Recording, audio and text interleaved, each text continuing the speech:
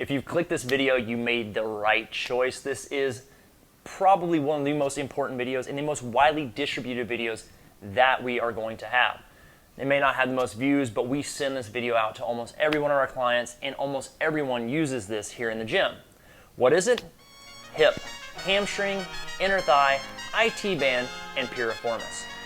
Now, before we get into that, welcome. You're inside of E3 Strength, and my name is Earl. Today, we're going over these 4 stretches that can alleviate pain in almost any area from the rib cage down. We're talking lower back pain, hip issues and or pain, knee issues, and it all relates to the massive hip flexing muscles that run from your pelvis down to your shin.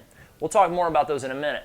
Big shout out to Dr. Jordan Zabrinsky, aka Dr. Z, here in the Jupiter area over at Elite Therapy and Wellness. He's the guy that actually gave me these stretches that I did on my own that got me from crawling into his office to walking upright and showing you guys how to do them as well. They're awesome, they're helpful, and almost every one of our clients does them at some point in their routine or their workout career. So let's get into these stretches. You're first going to need a circular Superband. So if you want to Google these things, they're called Superbands, the easiest way to find them. And since you're going to be doing this for help, not for resistance, it doesn't really matter so much how thick they are. Just get one somewhere about yay thickness. Anywho, you're doing this all on your back so your lower back can be supported so that your pelvis can move independently of your lower back and we can work those hip flexing muscles. Let's start with the H, hamstring. It's easy enough. You're going to be laying flat on your back. You're going to double loop this thing like this around a foot. Okay? Once you're in that position, you're going to lay back flat on your back and you're going to mobilize the hip and hamstring joint by getting this leg up and down. At the top, you feel a little stretch reflex. At the bottom, you're relaxed. You're going to let that happen a few times so that your stretch reflex becomes looser and looser and that you get to a bigger range of motion at the top. Now, when doing stretching, our personal recommendation on a scale of 1 to 10, 10 being excruciating, I cannot hold this stretch anymore, you want this stretch to be between a 2 and a 5 on a scale of 1 to 10. Closer to 2 is better, 5 is a little aggressive, but the whole idea is by the time 20 seconds has gone by, you want this stretch to almost have dissipated. That means things have lengthened, gotten longer, and the reflex has turned off. That's the idea, right? Awesome. So this reflex is already turned off. It's been roughly 20 seconds. I'm now going to go to my inner thigh. This is your sartorius. It is technically the longest muscle in the body. It runs from the iliac crest of your pelvis all the way down to your shin and is overly tight on just about everybody. When it gets too tight, it can cause meniscal pain because it's going to crush the medial meniscus in between your femur and your tibia. Now, once about 20 seconds has passed this way, we're going to stop at your IT band.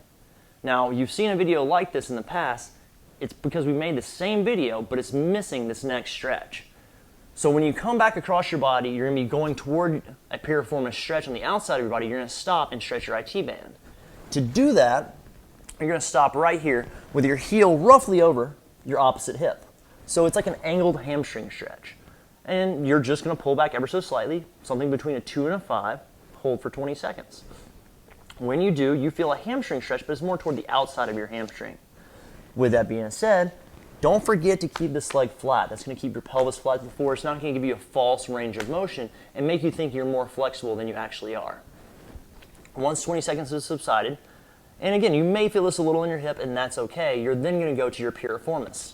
The piriformis is a muscle inside of your hip that your sciatic nerve runs through. So if you have sciatic nerve pain, and you can do this stretch without excruciating pain, this is going to be a great one to help alleviate that tension.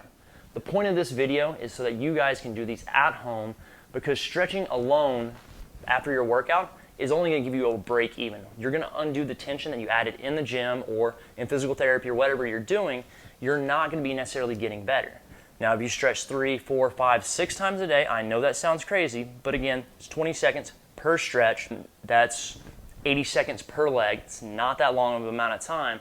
Do it a couple times a day because you want to start getting looser and looser so that no matter what tension you add throughout the day, you're overcoming that. Think about that. We hope that this video has been helpful. If it has, give us a like, a comment, a share. Visit us at e3strength.com. We always have things going on like our 30 for 30. It's 30 days for $30. And all kinds of great deals and giveaways that are always fun, but you got to be on the lookout. So if you're not subscribing to us here on YouTube, you're not checking on us on Instagram, Facebook, and other social media outlets, you're going to miss out on all the great deals and awesome cool stuff that we give away from time to time. So be on the lookout, keep in touch, and let us know what else we can help you with. Otherwise, we'll leave this and a few other links to Jordan and some other folks down below, and let us know what else we can be doing to help you guys in the future. Have a great day.